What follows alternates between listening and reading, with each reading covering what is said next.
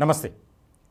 తెలంగాణలో చోటు చేసుకున్నటువంటి ఫోన్ ట్యాపింగ్ వ్యవహారం దేశవ్యాప్తంగా ఎంత సంచలనం కలిగించిందో మనందరికీ తెలుసు.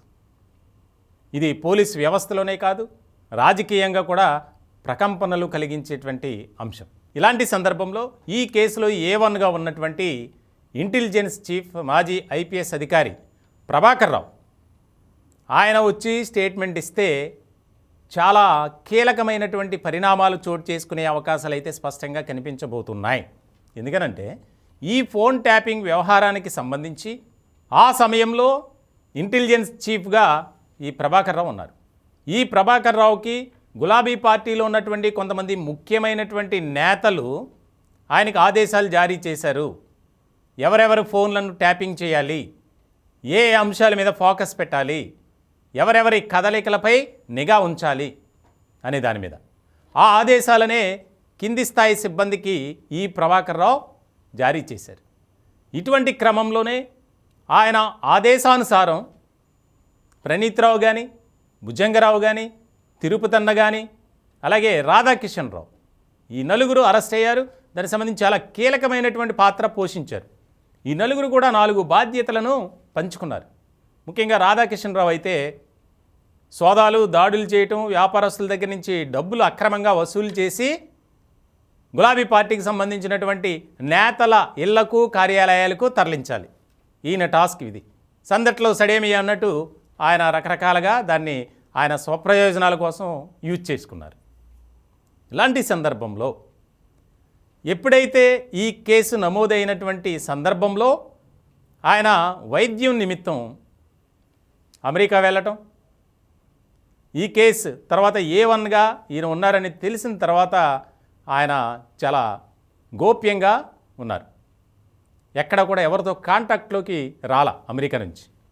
ఇలాంటి సందర్భంలో కొద్ది రోజులకి ఆయనతో పాటు జూనియర్గా ఉన్నటువంటి ఒక IPS అధికారి, ఈ కేసులో IOగా ఉన్నటువంటి మరొక అధికారికి ఆయన కాల్ చేసి మనం పోలీస్ డిపార్ట్మెంట్లో ఉన్నాం, ఒకటే, చూసి చూడనట్లు వ్యవహరించండి అని చెప్తే ఆ అధికారి మీరు ఏదైనా చెప్పాలనుకుంటే నేరుగా హైదరాబాద్ వచ్చి మీ స్టేట్మెంట్ ఇవ్వండి, అంతేగాని ఈ రకమైనటువంటి ప్రయత్నాలు మాత్రం చేయొద్దు అని ఆయన ఫోన్ సున్నితంగా కట్ చేశారు. ఇలాంటి సందర్భంలో గతంలోనే ప్రభాకర్ రావుని ఇండియాకి రప్పించాలని విశ్వ ప్రయత్నాలు చేశారు పోలీస్ అధికారులు. ఇదిగో వస్తున్నా, అదిగో వచ్చేస్తున్నా అని చెప్పి కాలయాపన చేశారు తప్ప ఇప్పటివరకు ఆయన రాలా. ఇలాంటి సందర్భంలో ఆయన గనుక ఖచ్చితంగా ఈ యొక్క వ్యవహారంలో నోరు మెదిపితే అనేక ముఖ్యమైనటువంటి అంశాలు బయటకు వస్తాయి. కాబట్టే గులాబీ పార్టీ నేతలు ఆయన్ను రానివ్వకుండా ఆపుతున్నారు అనే ఆరోపణలు కూడా వినిపిస్తున్నాయి. ఇలాంటి సందర్భంలో తాజాగా ఈ యొక్క కేసు విచారణ చేస్తున్నటువంటి ఉన్నతాధికారులు వారి కుటుంబ సభ్యులను సంప్రదించడం, మీరైనా చెప్పి పిలిపించండి, లేదంటే మీరు కూడా ఇబ్బందులు పడాల్సి వస్తుంది అనేది. అలాగే ఆయనకు నేరుగా కాంటాక్ట్లోకి వెళ్ళినట్లు, మీరు ఎప్పుడు వస్తారో చెబితే అప్పటి వరకు ఈ కేసు విచారణ ఆగకుండా అలా జరుగుతూ ఉంటుంది. కొంతమంది అధికారులు ఆయనకు కూడా కాంటాక్ట్లోకి వెళ్ళి మీరు ఎప్పుడు ఇండియాకు వస్తారో చెప్పండి, మీరు అనుకున్న సమయం కాదు, త్వరలోనే మీరు రావాలి, ఈ కేసుకు సంబంధించి ఏం జరిగింది, పూర్వాపరాలన్నీ క్షుణ్ణంగా వివరించాలి, లేదంటే మాత్రం చాలా ఇబ్బందులు అయితే తప్పవు. ఇప్పటికే ఆయనపై లుకౌట్ నోటీస్ కూడా ఉంది. ఇలాంటి సందర్భంలో ఆయన్ను ఈ కేసులో ఎవరైతే ఇరుక్కుని ఉన్నారో గులాబీ పార్టీ నేతలు వారే ప్రభావితం చేస్తున్నారు. ముఖ్యంగా ఈ వ్యవహారంలో కేసీఆర్ పేరు కూడా బలంగా వినిపిస్తుంది. ఖచ్చితంగా ప్రభాకర్ రావు కనుక వచ్చి ఈ ఫోన్ ట్యాపింగ్ వ్యవహారంలో స్టేట్మెంట్ ఇస్తే మొదట అడ్డంగా బుక్ అయ్యేది మాజీ ముఖ్యమంత్రి కేసీఆర్ అని ఒక ప్రచారం అయితే బలంగా వినిపిస్తుంది. ముఖ్యంగా పోలీస్ వర్గాల్లో కూడా ఆయన రాక కోసం చాలా ఆసక్తిగా ఎదురు చూస్తున్నారు. చాలా గట్టిగా చెప్పినట్లు కూడా మనకు తెలుస్తుంది. మీరు వస్తారా, లేకపోతే మా వేలో మేము వెళ్ళమంటారా అనే దగ్గరికి వచ్చినట్టు మనకు తెలుస్తుంది. దీనికి సంబంధించి మరికొద్ది రోజుల్లోనే చాలా కీలకమైనటువంటి పరిణామాలు చోటు చేసుకునే అవకాశాలు కనిపిస్తున్నాయి.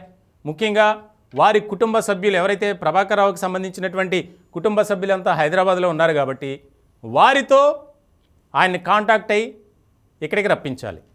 ఇది ప్రధానమైనటువంటి టాస్క్గా ఇన్వెస్టిగేషన్ టీం పెట్టుకుంది. ఇటువంటి సందర్భంలో పోలీసులు ఇప్పటికే ఉన్నతాధికారులు ప్రభాకర్ రావు నివాసానికి వెళ్ళి వారి కుటుంబ సభ్యులతో మాట్లాడినట్లు, మీరైనా పిలిపించండి లేదంటే మీరు కూడా ఇబ్బంది పడాల్సి వస్తుంది అని చెప్పి ఒక స్మూత్గా హెచ్చరించినట్లు కూడా మనకి సమాచారం తెలుస్తుంది. మొత్తానికి ఈ వ్యవహారంలో అనేక కీలక మలుపులు చోటు చేసుకునే అవకాశాలు అయితే స్పష్టంగా కనిపిస్తున్నాయి. ఎందుకంటే మామూలు విషయం కాదు. అధికారాన్ని అడ్డుపెట్టుకుని అడ్డగోలుగా వ్యవహరించినటువంటి ఈ ట్యాపింగ్ బ్యాచ్ ఏదైతే ఉందో, ఇంకా కొంతమంది పేర్లు బయటకు వస్తున్నాయి. తాజాగా మాజీ పోలీస్ అధికారి దివ్యచరణ్ రావు పాత్ర ఏంటి అనే దాని మీద కూడా నిఘా పెట్టారు పోలీసులు. ఇటువంటి సందర్భంలో ఒక్కొక్కరుగా బయటకు వస్తున్నారు.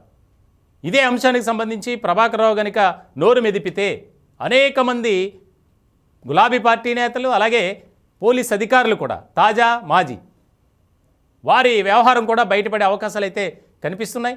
దీనికి సంబంధించి ఉన్నతాధికారులు ఏ రకమైనటువంటి నిర్ణయాలు తీసుకుంటారు, వీరిచ్చినటువంటి గడువులోగా ప్రభాకర్ రావు అమెరికా నుంచి రాకపోతే తదుపరి చర్యలు ఏ విధంగా ఉండబోతున్నాయి అనేది కూడా ఒక ఇంట్రెస్టింగ్గా మారినటువంటి అంశం.